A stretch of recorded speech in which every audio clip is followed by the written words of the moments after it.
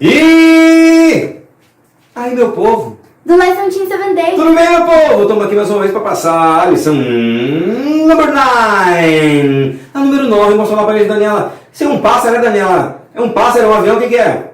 É um pássaro. É um corvo. Meu povo, só tem uma história que tem um profeta que é alimentado por corvos. Quem é, Daniela? Elias. Hoje nós vamos falar do profeta Elias. Amém. Tudo bem, meu povo? Lição massa, top demais. Vamos logo começar, que eu já estou com ansiedade para falar desse grande profeta de todos os tempos, que foi o profeta Elias. Lê para nós, Daniela, o título da lição. Sozinho? Jamais. Texto-chave. Você beberá do riacho e dei ordens aos corvos para o alimentarem lá. E ele fez o que o Senhor lhe tinha dito. Os corvos lhe traziam pão e carne de manhã e de tarde, e ele bebia a água do riacho. Meu amigo, presta atenção na história desse profeta. Ele morava nas montanhas ao leste do Jordão, e de lá ele podia ver Israel completamente na idolatria. Lembra que era tudo cheio de fumaça, de tanta adoração, e quem tinha assumido agora? Acabe, sendo mandado pela sua mulher, a rainha Jezabel, a mais idólatra das idólatras, já trazia no seu sangue já a idolatria. Meu povo, erro do povo de Deus, fazer aliança com povos pagãos, fazer aliança e casamento com povos idólatras. O que vai resultar? Lares separados, lares divididos. Que união pode ter a luz com as trevas, né? Deus com o diabo, a verdade com a mentira. Meu povo, e aí Elias disse que orava. Ele orava e pedia ao Senhor para dar um fim naquilo tudo, para acabar com aquela idolatria, e ele mesmo foi o mensageiro, o enviado. Meu povo, todos nós nascemos como missionários no reino de Deus, e assim foi Elias, meu povo. Ele desceu lá das montanhas e foi levar um recado ao rei Acabe. Meu povo, será que eu e você estamos levando o evangelho a outras nações? Será que nós estamos pregando a toda a tribo, língua e povo, usando os recursos que nós temos? Facebook, Instagram, os grupos no WhatsApp, usando todos os... Já pensou se todo mundo pregasse, como o evangelho já teria alcançado o mundo inteiro e Jesus já teria voltado? Mas o povo só quer pregar besteira nas redes sociais, fotografias que não deve, às vezes até palavras de baixo calão. Meu povo, quantos são os teus seguidores? 5.000? Então você tem a responsabilidade sobre a vida de 5.000 pessoas. Se forem 3.000 pessoas. E aí Elias foi lá e foi contrariar o rei. Meu irmão, tu já pensou o que é contrariar uma pessoa que tem poder? Primeira coisa, ele aceitou o chamado. Você já aceitou o chamado para pregar o evangelho? No bairro, na escola, na faculdade, no teu trabalho? Elias aceitou. E foi lá. Ele falou para o rei: Rei, é o seguinte, vocês estão todos vivendo aqui em idolatria e em pecado, e servindo a Baal, que vocês dizem que é o Deus Sol, que é quem dá a chuva, que é quem dá as colheitas, dá tudo para vocês. Eu digo para vocês, o Deus verdadeiro mandou dizer para vocês que, pela minha palavra, a partir de hoje, nem mais chuva e nem orvalho. Acabou tudo, tá? Até que vocês se arrependam. Meu povo, quando o rei estava se recobrando de si, da profecia que foi contra ele, Elias sumiu.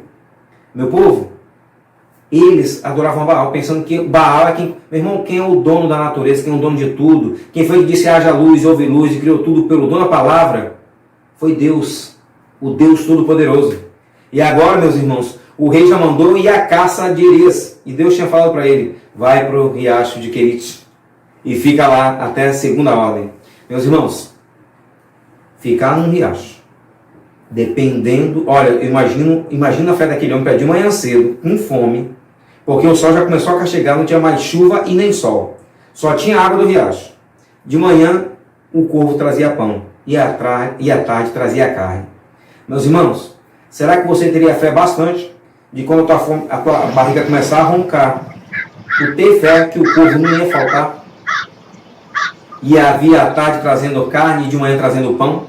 Porque ele foi alimentado durante 1 ano. Meus irmãos, diz que ele viu a vegetação maravilhosa quando ele desceu da montanha até ali Samaria, até aquela parte todinha ali de Israel. Diz que secou tudo.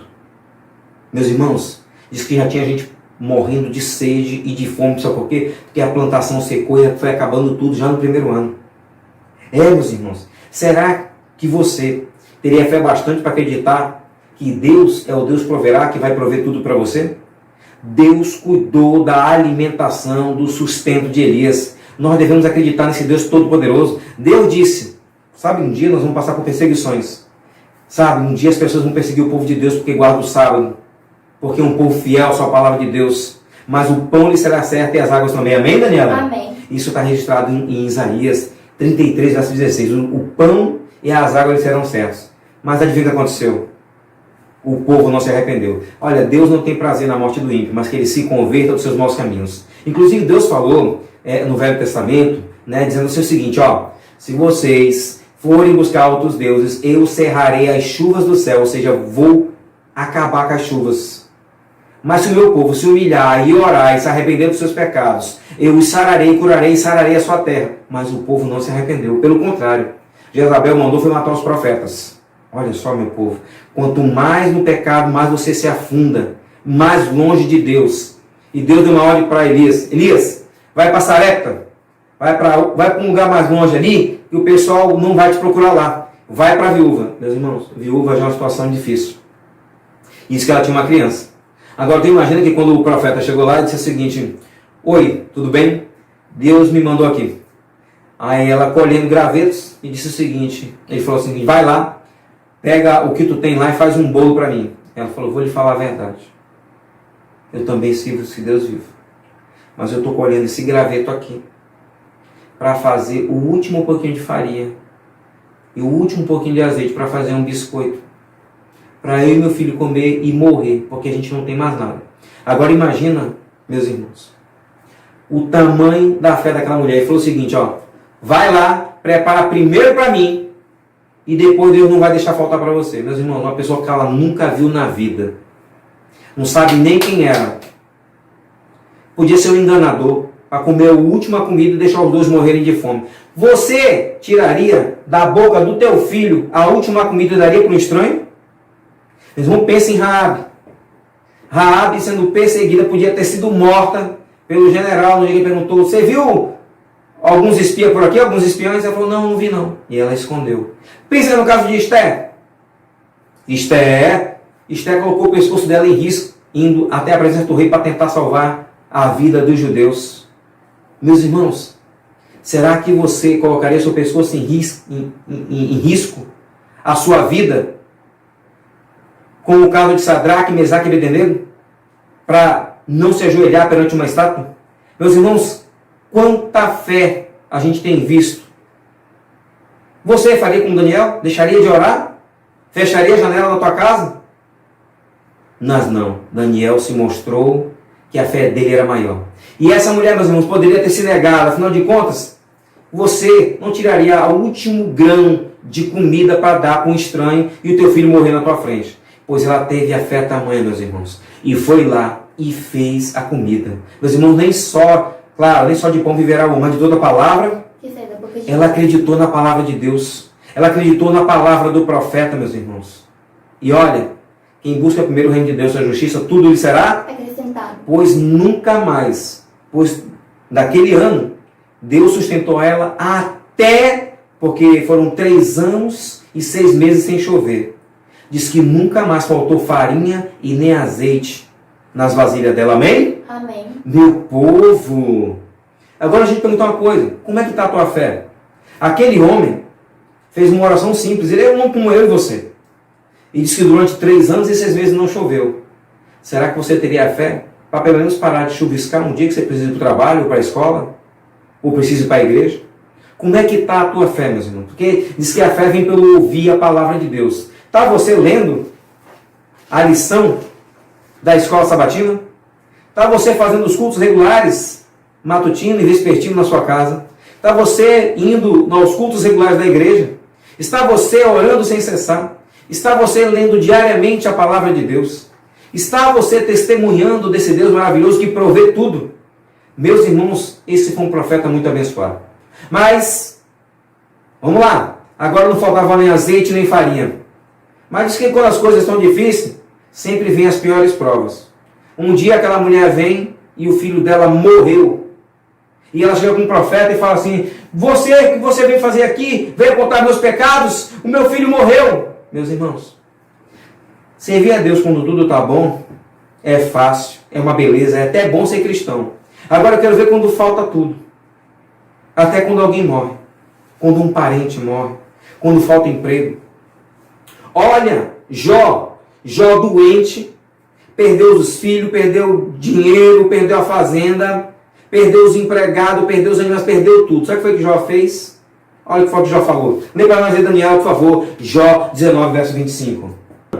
Pois eu sei que o meu Redentor vive, e que por fim se levantará sobre a terra. E depois de consumida esta minha pele, então fora da minha carne verei a Deus. Meus irmãos, Jó, um adventista, ele disse: ainda que a minha carne se consuma, ainda que eu perca tudo, eu mesmo vejo com meus olhos o meu Deus. Amém? Amém. Tem você fé suficiente para falar isso quando as coisas estão dando difíceis? Não, porque quando tudo está bom é fácil. Será que você teria a mesma fé de Abacuque? Olha o que foi que Abacuque falou. Abacuque capítulo 3, versos 17 a 19. O que diz, Daniela?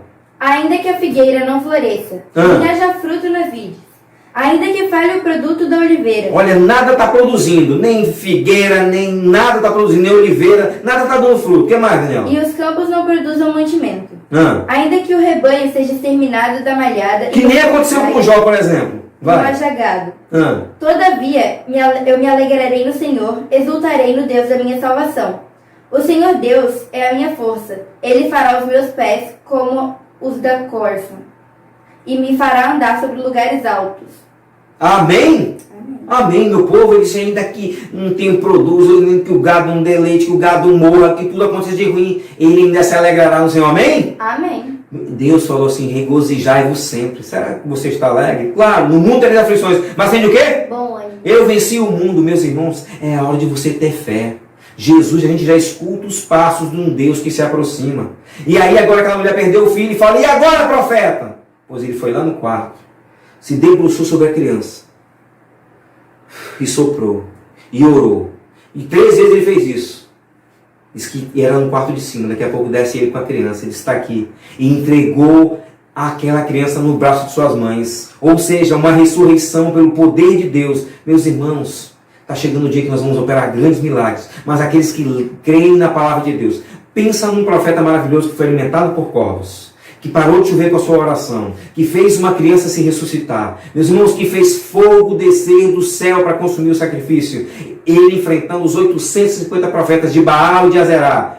Pensa num profeta que foi trasladado vivo para o céu. Teve o privilégio de poucos, como o exemplo de Enoque, que andou tanto com Deus que foi levado. Meus irmãos, você tem andado com Deus?